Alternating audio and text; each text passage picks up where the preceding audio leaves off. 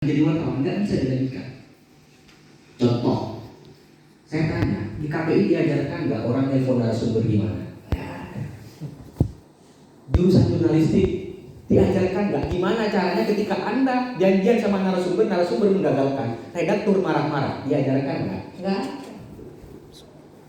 Diajarkan nggak gimana ceritanya Anda kantornya di Kecamatan Telanakan, ada bencana di desa Pasian, waktu itu di desa apa ya? Pindem, Mensos nyampe, gubernur nyampe, kita sudah pulang ke kota, balik lagi ke Pasian. Itu nggak diajarkan di kampus. Dan itu dunia peran. Jadi jurusan apapun, mau jadi wartawan, mau jadi presenter, itu mulai dari nol. Kenapa? Karena dunia yang berperan. Ini dunia peran, dunia yang berhubungan dengan saya harus berperan bagaimana, bukan teori yang harus dilanjutkan. Peran ya, dunia peran. Begitu kira-kira. Jadi Anda misalnya jurusan PAI, mau jadi dosen, Anda tinggal lanjutkan teorinya. Tapi kalau jadi wartawan, Anda harus belajar lagi dari nol. Saya masih ingat ketika redaktur saya bilang, Anda Anda seorang penulis, Anda juara esai nasional, kenapa tulisan Anda jelek? Waktu itu saya sadar bahwa tidak ada kaitan kemampuan saya waktu itu sebelumnya dengan menjadi wartawan. Jadi jurusan apapun, ketika Anda masuk jadi wartawan, maka Anda harus belajar lagi dari nol. Kecuali Anda sudah mengikuti bakat, misalnya beberapa kali ikut lomba apa, jadi presenter, ikut lomba jurnalistik, jadi wartawan minimal kamu tahu caranya nulis berita 5W 1H. Gitu ya.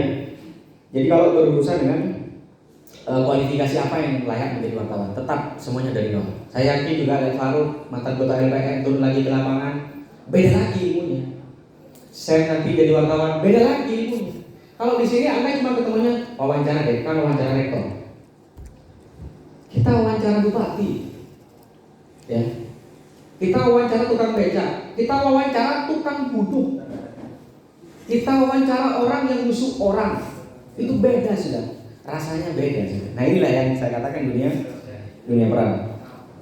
Tidak enakan jadi wartawan, saya juga begitu dulu. Ketika redaktur bilang telepon bupati sekarang, kirim nomor bupati, ngetek kan. Gimana cara telepon bupati?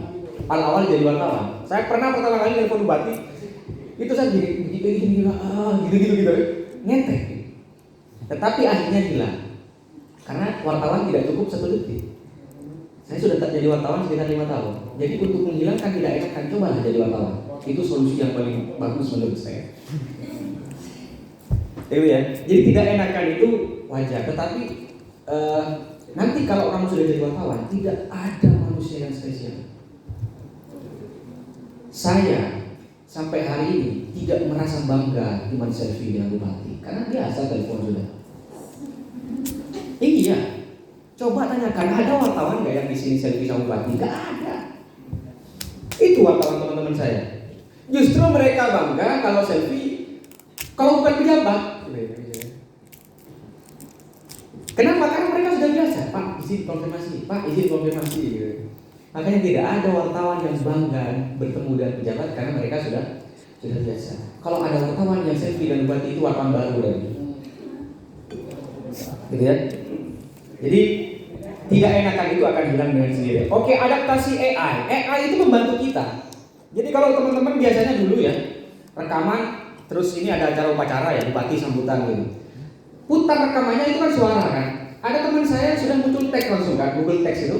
Jadi begitu direkam itu keluar teks semua. Itu membantu kita. Tetapi apakah wartawan bisa digantikan AI? Tidak bisa.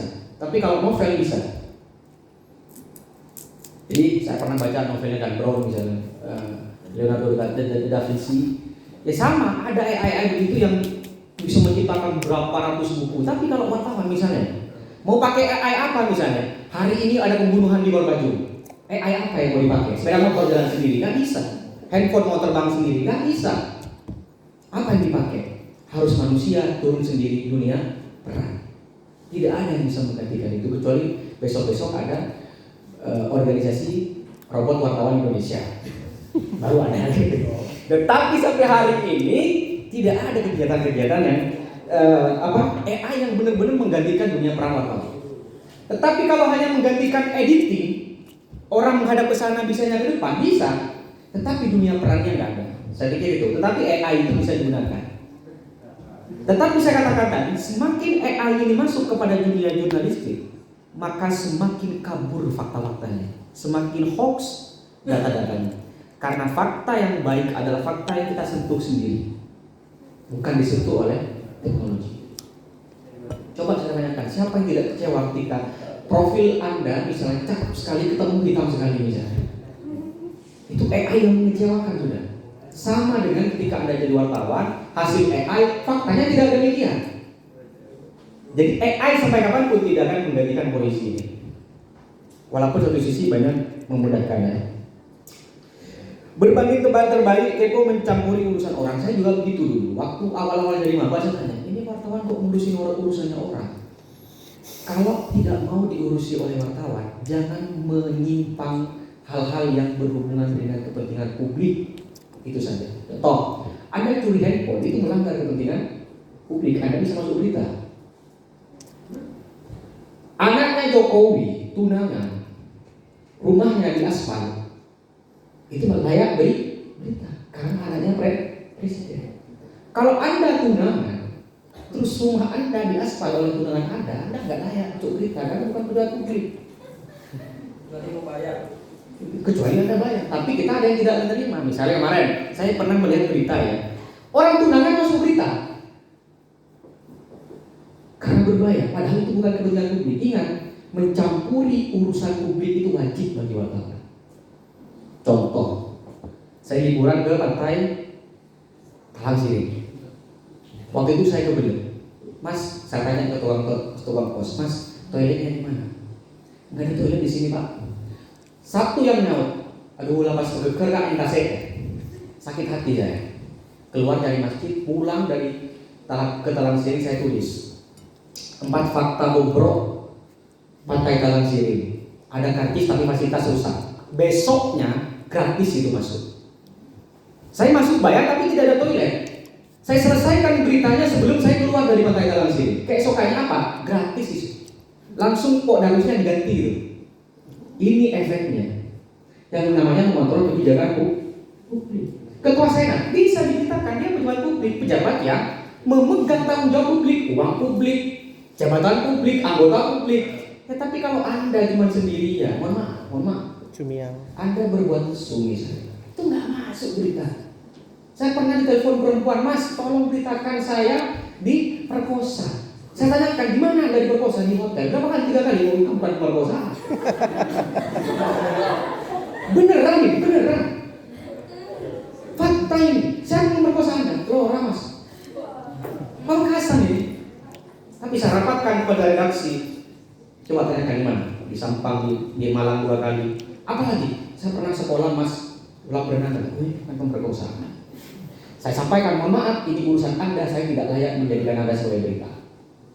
Tetapi kalau pejabat publik, dia ternyata anaknya Jokowi, jangan-jangan dia pakai uang fasilitas negara yang dipakai untuk nyewa hotel, itu korupsi dan itu wajib diberitakan. Kalau uang pribadi, uang dia pinjam orang tuanya, terserah dia. Begitu kan? Anda misalnya dapat proyek, Anda korupsi. Oke, ada yang mengerjakan secara pribadi, tapi itu uang negara, Anda itu wajib diberitakan. Nah itu yang saya katakan tadi, mencampuri urusan publik, bukan urusan pribadi. Misal Anda mengadu, ada kemarin adik-adik itu ngadu, Kak, saya dipinjam uang sama tetangga nggak bayar, bisa nggak ditinggalkan? Nggak bisa itu.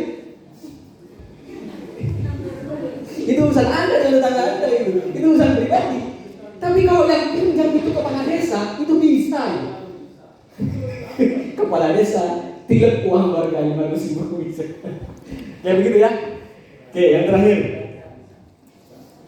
Kalau nggak kepo bisa nggak jadi warga? Bisa. Saya punya saudara 3 buku, namanya Rian Hidayat. Waktu itu dia jadi wartawan ada Madura. 2 hari dia jadi wartawan, dia nginepnya di hotel. Di hotel apa sih? Hotel C1 atau apa itu? Masa jadi wartawan dia nginepnya di hotel? Kenapa kamu nggak gabung ke warung kopi? Malu, introvert saya. Nggak bisa orang introvert jadi wartawan itu. Misal kecelakaan ada kecelakaan lewat, kecelakaan, pulang aja deh. Kalau wartawan, jangankan ada kecelakaan, semut berkerumun aja di utara ini, semut aja berkerumun, berapa deh?